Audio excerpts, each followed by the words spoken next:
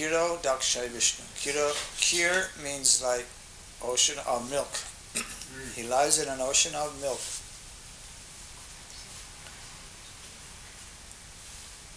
But enters into the hearts of every living being. And also in the atom. Antasta Paramanano. Bhagavad Srimad Brahma Samhita explains. He is living in the hearts of every living being as Paramatma. And also he's outside the universe on the ocean of milk. So, or within the universe, on the ocean of milk. So when the demigods, Bhumi, get disturbed by the demons, then they go to pray, because nobody can see him.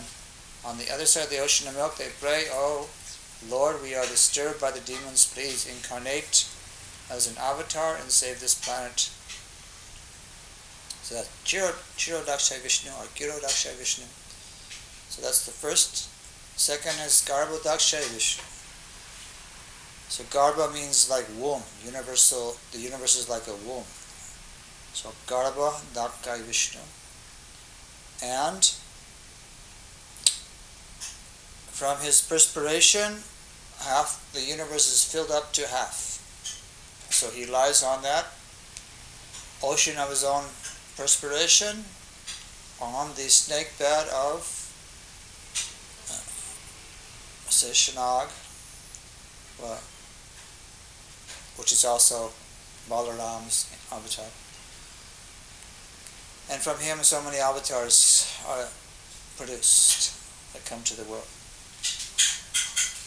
And then the third one is Karana Daksha Vishnu, who lies in the causal ocean. Karana means causal. From his breath, exhalation, all the universes come out. When it inhales, everything goes back into his belly. And by his vision, by his glance, all the living entities are sent into this material world. So we are eternal, we have no beginning. But after the destruction, if a person is not Krishna conscious, does not go back to Goloka, does not get out of the universe, he must go back into at the end of the universe, the pralaya, into the body of Mahavishnu. Until the next creation. So this is described in Bhagavad Gita chapter 8. Bhutva Bhutva Praliyate. Brahma's night. At the end of Brahma's day, everybody goes back into, gets annihilated. Well, when the universe is annihilated, it all goes back into Mahavishnu. But in the end of the day, that's Garbha Daksha Vishnu. Because the universe is only half, not completely destroyed. The water floods only up to the higher planets. So the living entities that are getting scorched, they go up to higher planets. Those can travel. Those that can't travel, then they enter into Narayan, Garbha Daksha Vishnu.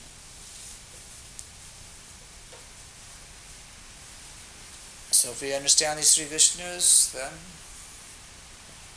very good. So who can repeat what we just said? Baladeva. Yes. If we don't become Krishna conscious, that at the end of this kalpa, when there's a great annihilation, we'll have to go back into the body of Mahavishnu and then reincarnate back when the creation begins again. At the end of the day, Brahma's day, no. At the end of the Brahma's life, the whole universe goes back into Mahavishnu. But at the end of the day, the universe is not destroyed. Well, it's partially destroyed. That's called partial devastation. There's a flood only the lower planets and middle planets are destroyed. The upper planets are okay.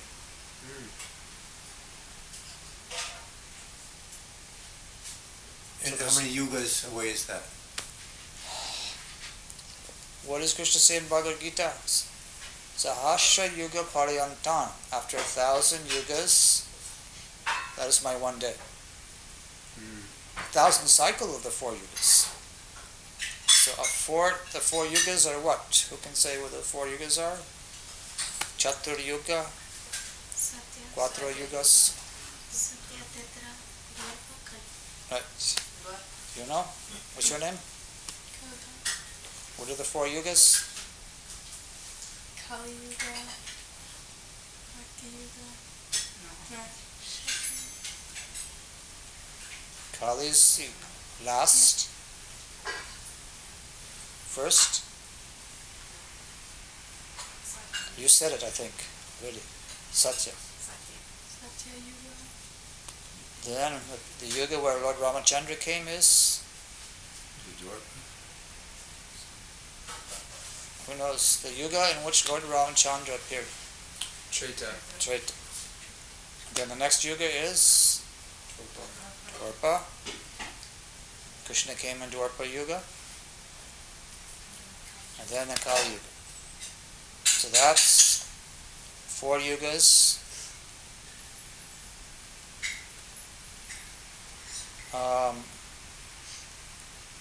Now, do you have a Bhagavad Gita here?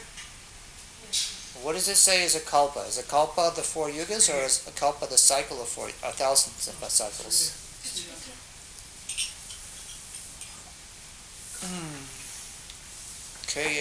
K-A-L-P-A, kalpa.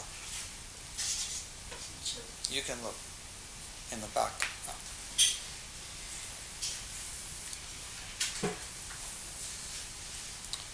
So how many years is Kali Yuga? 4,300,000.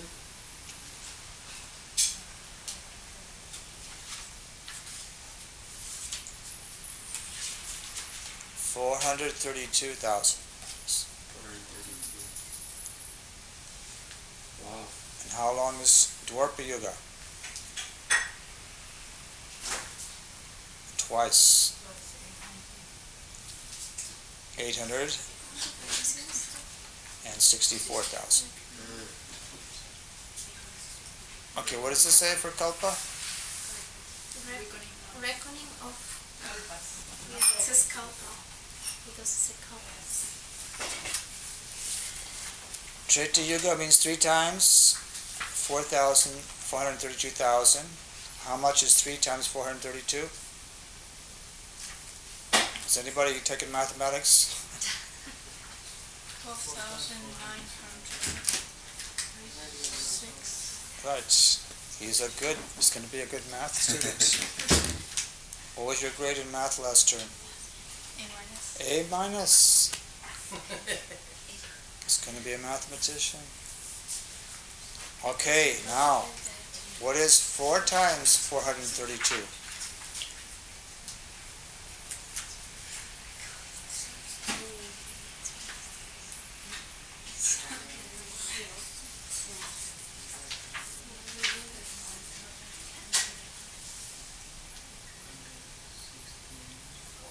Can you do math in your head or no?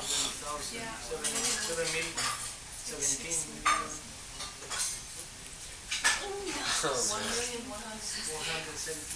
Algebra 2 flashback. 1 million.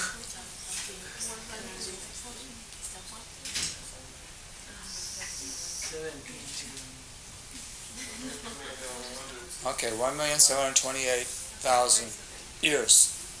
So all those added up together comes to 4,432,000,000 years. So that is one cycle of 4 yugas. Did you get the definition of a kalpa? What is it? A kalpa is a day of Brahma. Okay, so kalpa means 1,000 of those 4 cycles. Wow. Sahasra yuga. Sahasra means 1,000 of those 4 cycles is a kalpa, which is a day of Brahma. The night is the same length. So those cycles, the 4 cycles, are half day or 1 day. The 4 cycles are half day or 1 day. No, 1,000 of those cycles, 4 cycles. After Kalki, Sakya Trita Dwarpa and Kali happen 1,000 times. That is 1 kalpa, which equals 1 day of Brahma. Then there's a partial But one devastation. complete day or 1 day. 1 day and night? Night, not this day. Just Night means 2 times. So night means 1,000 cups. 8. Let's see, we said 4 cycles is 4,320,000,000. So that means 8,640,000,000 years.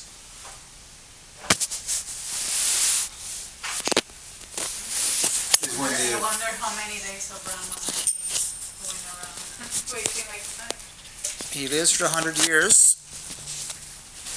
So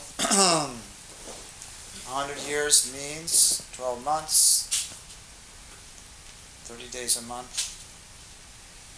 So Brahma's life is already halfway finished. If you add it all up, he lives for 311 trillion years. But still he's afraid of death. He says, I'm going to die. So what do we speak of our life? He lives for trillions of years. Our life is like a flicker in time. And we're making big plans. Oh, I will do this in a few years. I will do that. Everything goes by very quick. One day, Anupam will be 79 years old, walking with a cane, no front teeth, can't eat samosas anymore.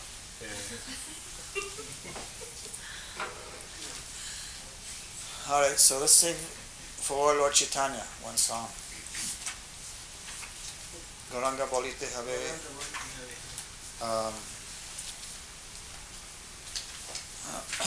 Who would like to sing Gauranga Bolite Have? From Keshava Bharati, across the Ganga in Katya. So the bank of the river where Mahaprabhu jumped into the Ganges in the night, they call Nirdaya Ghat, right?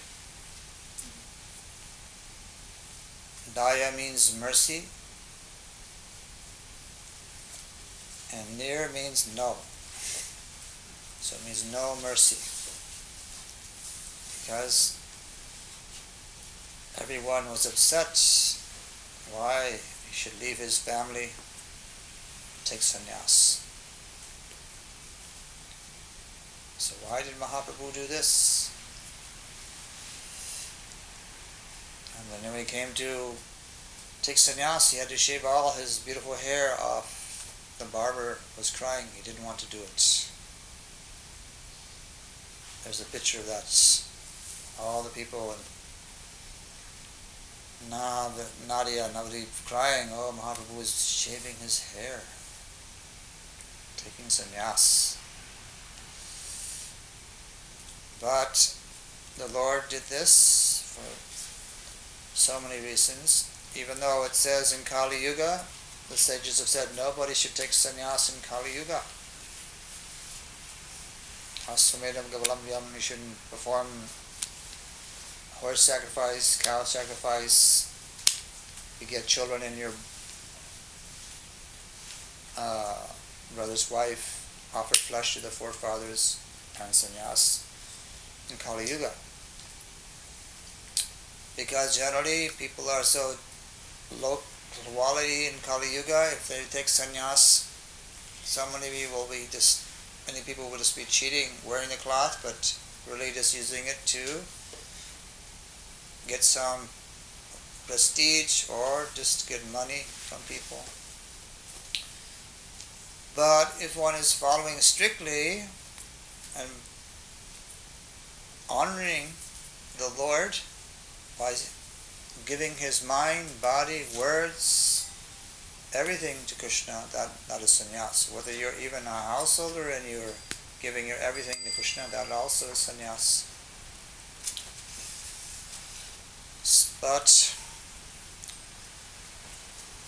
Bhagavatam explains real sannyas is giving up this form, or actually real liberation is giving up this form and then getting your spiritual form.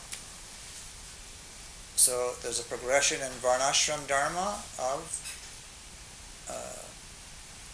life from brahmachari or child life to grihastha life, then to renounced, and then retired life, then renounced life. So Mahaprabhu wanted to give an example for people to try to follow. But the other reason was he was being criticized by the students. One day he was chanting Gopi, Gopi, Gopi, Gopi. And then even criticizing Krishna for being a debauchee, not being true to Radharani. So the students in his class began to criticize him for not chanting Krishna's name. They said, you should chant Krishna's name. Why are you chanting Gopi's name? Harinam, Harinam, name of Hari. So Krishna, Chaitanya Mahaprabhu, that how can I trick these students to follow my instructions, follow me? If I take sannyas, naturally they will have to give respect. So he adopted the orange or saffron dress, danda, shaved his head. Then naturally people would give respect when they got some. When they gave respect to Mahaprabhu, then they would get sukriti. By sukriti, one would get eventually some association with more devotees of Mahaprabhu. So it's a device. Sannyasis should be given respect when they are performing their duties of enlightening the populace, trying to teach them detachment, right?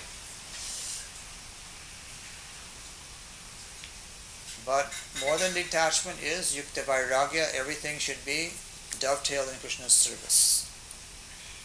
So if you don't own anything, you can't renounce anything.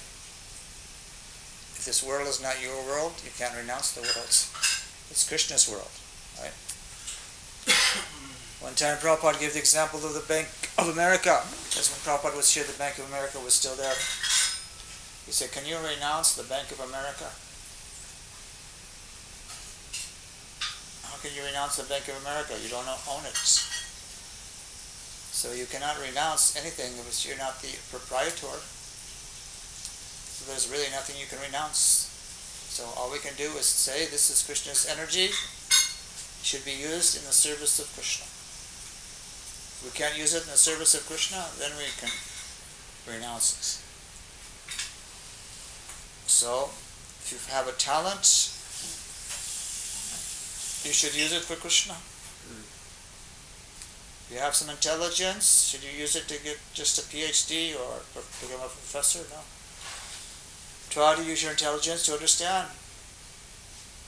Like these three Vishnus. What is a kalpa? What is a yuga? What is the purpose of life? How to utilize every moment? So everything has to be used for Krishna. That is yukta vairagya.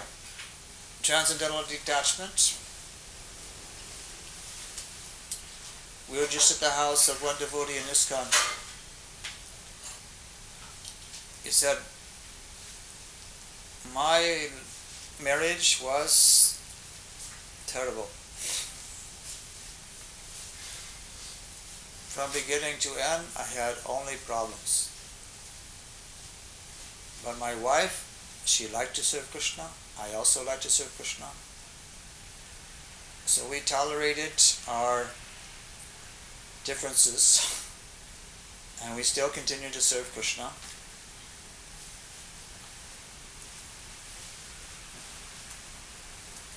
So, in the material world, you have to make the best of a bad bargain. One time Prabhupada said, oh, the women are very good. The men are also very good. But when you put them together, very bad.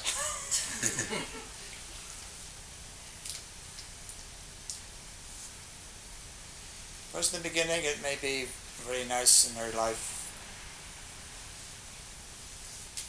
But every individual is different. So eventually you're going to say to your husband, turn the temperature down, it's too hot. And he's going to say, no, it's not too hot. What do you mean it's not too hot? I'm sweating, can't you see? I'm not sweating. Maybe you got a fever. No, I don't have a fever.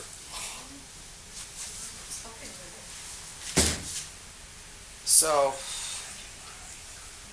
even in our association, Gaudiya Math, brahmacharis living in the temple together, Gurudev says it's like putting a bunch of rocks in a bag and shaking the bag. Eventually, thank you. Eventually the rocks will become smooth and round. But while they're in the bag being shaken, they're all rough. So, there's always some toleration. My Guru said, I am 80% tolerant of my disciples. The other 20%, he wouldn't tolerate and he would yell, why you did this? Gurudev was very, of course they say Gurudev would also, when he was younger, yell and even hit devotees. But Prabhupada,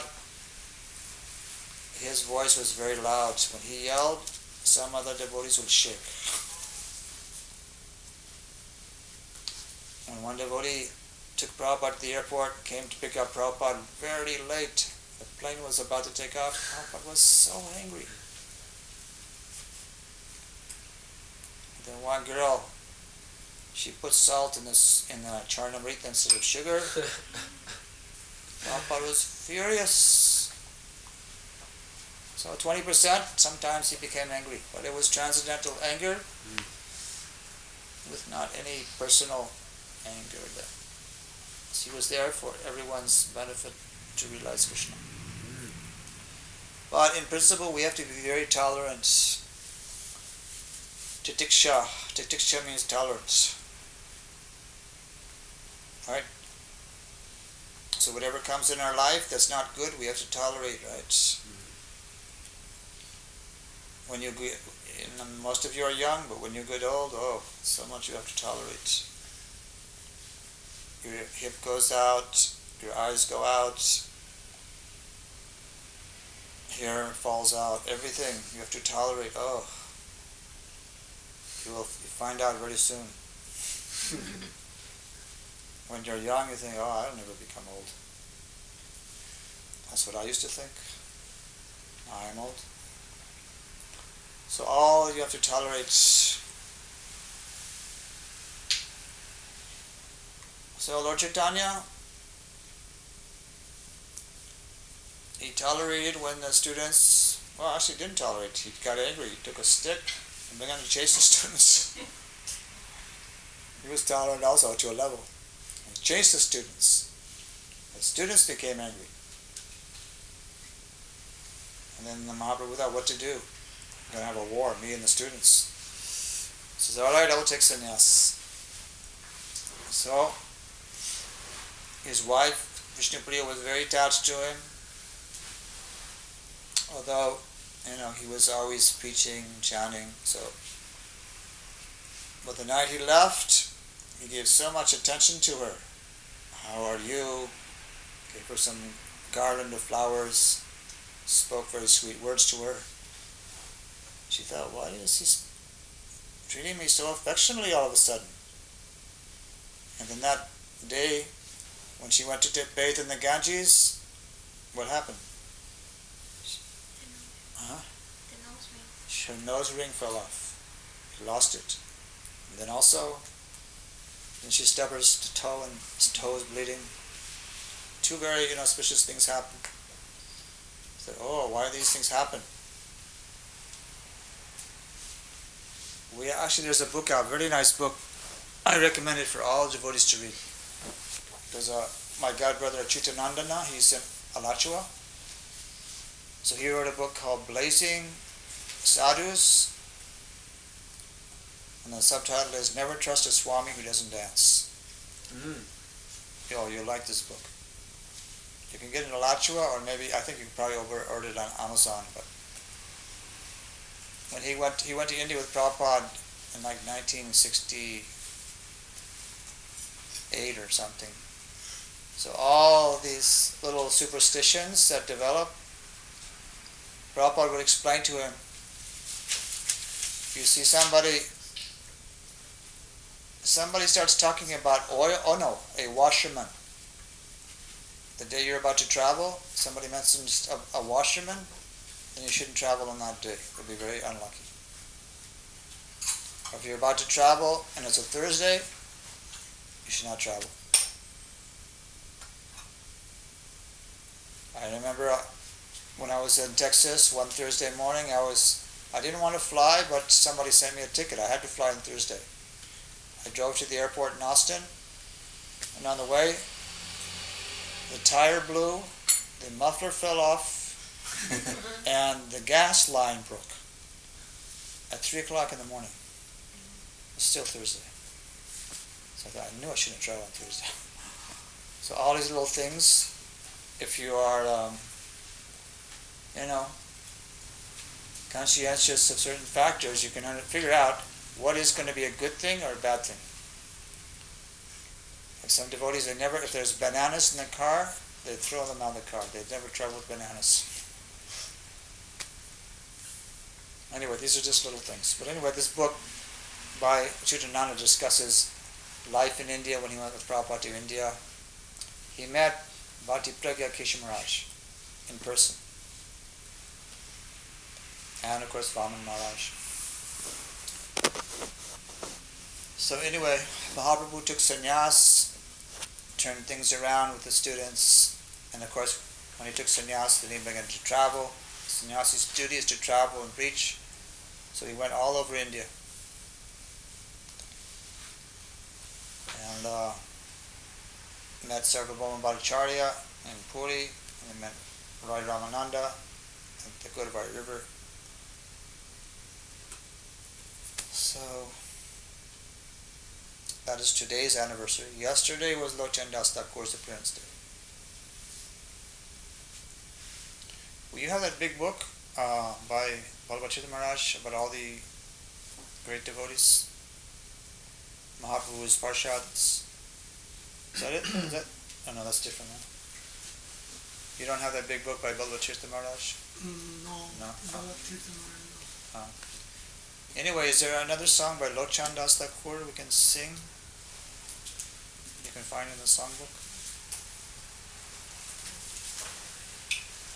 He wrote about 3 songs, I think, in the songbook. Merciful of all of Krishna's incarnations, there is no one more merciful.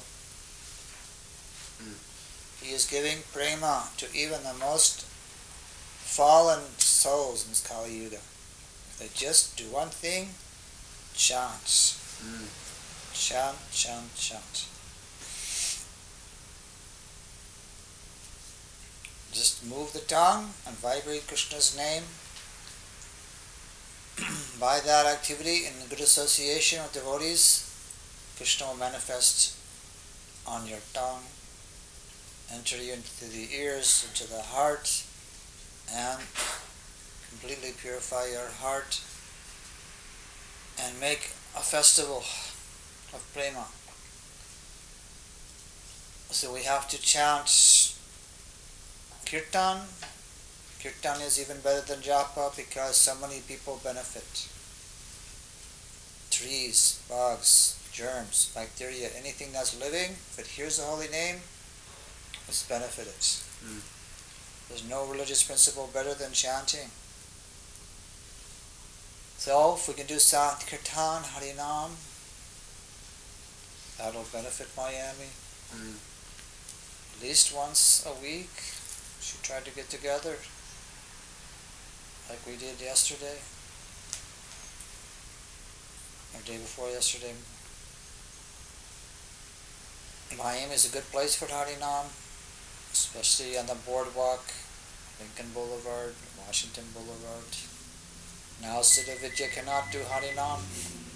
Who's going to do Harinam in Miami if Siddha Vidya is no longer well? Harinam should go on.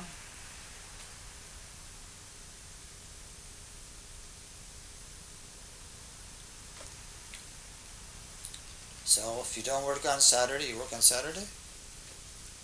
Sometimes not. If you don't work, then you should try to organize with your devotee friends and family. New people can come. Invite them. So, satsang in the house is okay, but for other living entities who have to live a life without Krishna, we should do Harinam.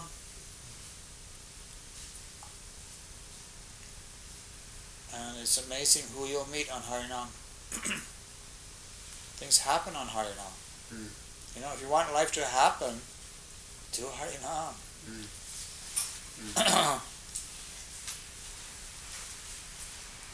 So Saturday is the best day. Sunday is not so popular. Maybe at the beach. Saturday or Sunday. So somebody actually organizes a Sankirtan. Lord Chaitanya gives him big blessing. Bring the devotees together and chant. Manmohan, you are a good singer, you should try to organize. You have a family. Maybe we can have an email list after the kata, and we can all email each other and do Harinam Kirtan every Saturday. Good. Like Lincoln Boulevard. You meet at Lincoln Boulevard in the beach. Start there. Even you can just stay there. There's so many people. If you can't walk, just have it. Sit down right there.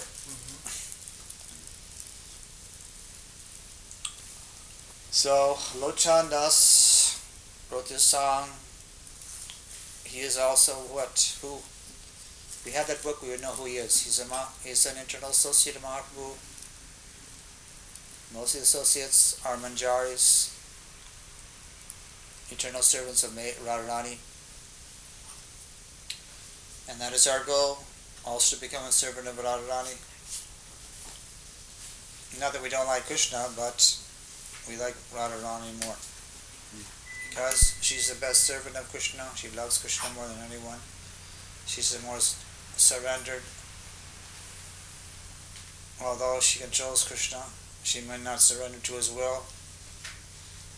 Krishna may say, tell Radharani to come here, but she may not come, so Krishna has to go to her. And who is Radharani in Krishna Lila? Gadadhar Pandit. And tomorrow is Jagadish Pandit's appearance or disappearance. So Jagadish Pandit, another associate of Mahaprabhu. And tomorrow is Mahar Sankranti, the day everyone bathes in the Ganges. Ganga Snan. And they do this at Hardwar, no, not Hardwar, the Triveni of the Ganges, the Jamuna and Saraswati, Prayag. So tomorrow, actually it's probably today here, because today here is tomorrow. So tomorrow is already today in India. So they're probably bathing in the Ganga now, and the blessing is anyone who bathes, they get liberation on Monday, the 14th. So it's a big Maha Kumbh Mela. Of course, we aren't even worried about liberation. The devotees who serve Krishna, they're already liberated. And we don't even care because Mahaprabhu said, Janma Jamaneshwari. Birth after birth, let me simply be your servants. So if we have to take another birth, as long as we're in association with the devotees, in our Vaishnava family, we don't care because we'll be serving Krishna. That's the main thing. And if Mahaprabhu wants us to help spread the mission of chanting Hare Krishna, we get a younger body. We can do it better. I keep praying, oh Krishna, give me a young body so I can do Hari Nam like we used to do. 6 to 8 hours a day, singing and dancing. Now if you ask me to do that, impossible.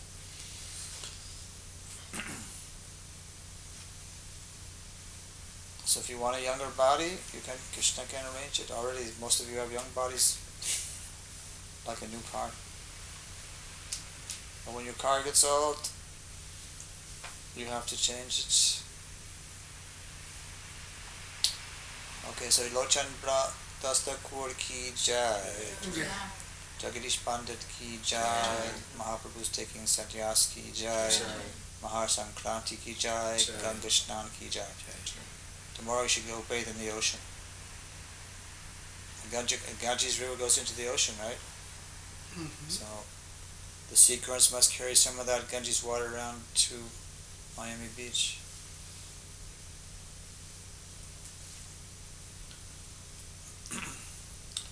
Alright. So we're going to have arti? Oh no. Yeah, we're going to have an arti. Do you have any lamps? Quick arti? Yeah, lamps, everything. Right? Okay. Only not too loud so that... Alright, we'll have a short arti. Anyone has any questions or comments?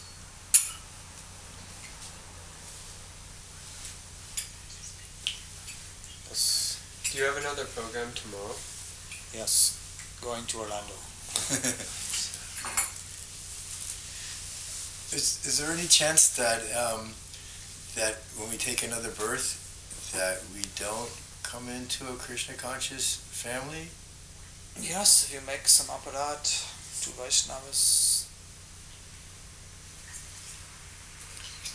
The reason I ask this is because due to our karma is how we're positioned in this life, and there's so many people who have so much opulence, and that's all due to their past karma. If they had so much opulence in this lifetime, how did they, not get born into the correct family? Is what you're saying, because they did a lot, but they committed aparads? When a person is born to a wealthy family, It was all due to their past karma and pious activity. Yeah. It's like Bill Gates, he must have done so much good karma. Now he has control of his company. Microsoft makes how many millions of dollars every day? But then how does that person not have that love for Krishna and not be born in a Vaishnava family? Is my question. If his pious activities were so great, and well, there's material piety and there's spiritual piety. Somebody's building bridges and wells and doing things for material society, that's material piety. If somebody's, coming to the temple, offering some flowers to the deity, that's spiritual piety. So spiritual piety, you get birth in a Vaishnava family. Material piety, you just get wealth, education, good looks. material benefits. Or people who pray, oh Durga Devi, please bless me, I may have, certain things in life, or my son may have those things. So it says the demigods, they are very easily pleased, and they can award their worshippers. For those who covet those things, they become entangled, take another birth. That's why even the Bible says, thou shalt not covet. It's a word nobody uses today, covet, right? It just means lust. But if you, as long as you don't make any aparad, offense to others, you'll definitely take birth in a... Bhagavad Gita explains in chapter 6, you'll take birth in a very rich family, where you'll be automatically drawn to devotional activities. Like Raghunath Das, his family was very rich, but he was drawn to Lord Chaitanya, so he left his beautiful wife, home, everything. So Krishna is like the real comforter. Make sure his devotee gets everything he needs to come to him. And sometimes Krishna will take away.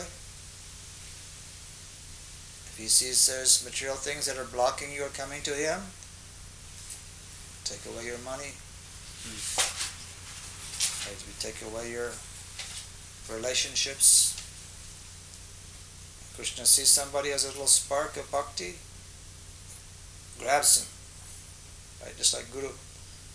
Because Gurudev is omniscient, he can see the heart, knows a person. He sees, there's this devotee that's very sincere. Gurudev will sometimes just walk right up to that person, bring him. So Krishna's like that. So we should be not attached. Prabhupada said that of himself. I was going to be, by my astrology chart, one of the wealthiest people in India. And when he was working in the Bombay, Calcutta chemical or something, he could have been the president of this big chemical company in India. But he was more interested in preaching Bhagavad Gita, so eventually Krishna took his business away and his whole family. Right? His wife sold his Bhagavatams to buy some tea crackers. He said, that's it. You crossed the line now. He loved his house. So how can you sell the Bhagavatams, which I've spent my whole life translating, for tea crackers? That's the last straw. Actually, somebody told me in Lilanatha, one time Prabhupada was crying. I asked Prabhupada, why are you crying? He says, I was too heavy on my wife. I mistreated her. But anyway, he used that as an excuse to leave his family, went to Vrindavan, and there he began, his mission, Hare Krishna movement. So even that Krishna took everything away, Krishna gave him everything. He said, I had 5 children. I lost all those children. I don't have any communication.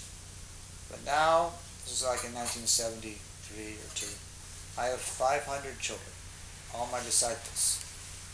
They love me more than my other 5 children could ever have loved me. So, if you become a devotee, there's never any loss. Even if Krishna takes away, you just surrender to Krishna. Everything he does is perfect. If you don't surrender, then you have so much struggle in life. Krishna wants to make it easy for you. So every time you make a decision, you should think, if I do this, will Krishna be happy or will Krishna be unhappy? You should always think. My friends are asking me to go check out this new movie. If I go in that movie house and watch it, am I going to benefit? Sometimes you'd have to stand up and say, I'm sorry, I'm not going. There's so much peer pressure, right? So you have to be very careful who you associate with, which kind of friends you choose to be your friends. Sometimes your friend may be your worst enemy. Especially if they invite you to break the principles of Krishna consciousness. No meat eating, no gambling, no intoxication, no illicit sex. Of all the four principles, which is the worst one as far as reactions? Gambling, illicit sex, meat eating, or intoxication? Meat eating?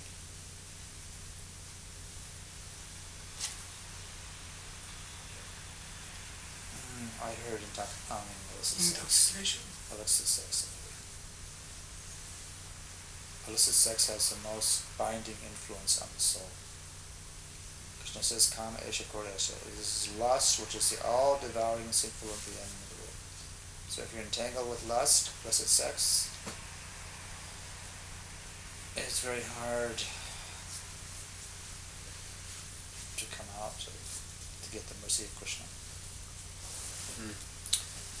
Alright, let's have arti and then we'll into particular prasad. Lilanatha has cooked some prasad and also Baladeva. But when we come together, everyone should cook something. If you have a house and a stove, everyone should bring something to show down. Yeah, they bring. Right? Oh, they brought? Oh, okay. Just bring all her family. Oh. Not that devotee was asking actually, but he said no because. Oh. Oh, well, we know We're that. making the plan to cook something. Okay, good. Alright, Srila Gurudev ki jai, Srila Prabhupada ki jai. Vrindai Tulasi Devai Priya ki Savasicha, Krishna Bhakti Pradadevi Satyavarchi Namo Namaha, Vanchika Paduruscha, Kutipasanu Vivucha, Padittanam Bhavini Vaishnavivo Namo Namaha. Adi Sangha ki jai. Avadhuta Maharaja ki jai. It was Vishal Prabhu from the ISKCON temple I called. He left a message.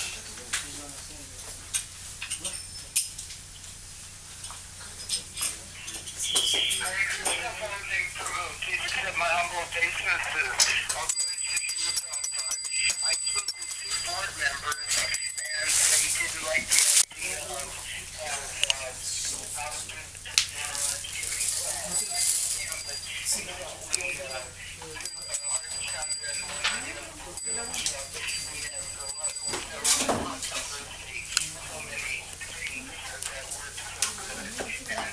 they didn't want to Rock the boat.